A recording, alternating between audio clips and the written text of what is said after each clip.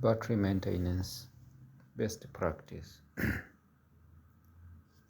Good maintenance extends battery life. So please always do the following. 1. Keep terminals clean and tight. 2.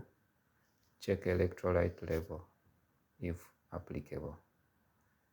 Keep the battery clean and dry. 4.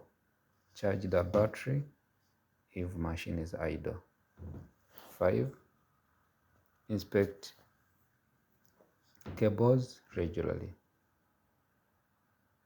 Replace batteries that are old or weak. This one is in case you are using more than one battery and you find out one of the batteries is weak. Don't keep it on the machine like it will be supported by the other one. It will instead kill the others. So if you note one of the batteries weak or old, please replace it, not to affect the others. Thank you for watching.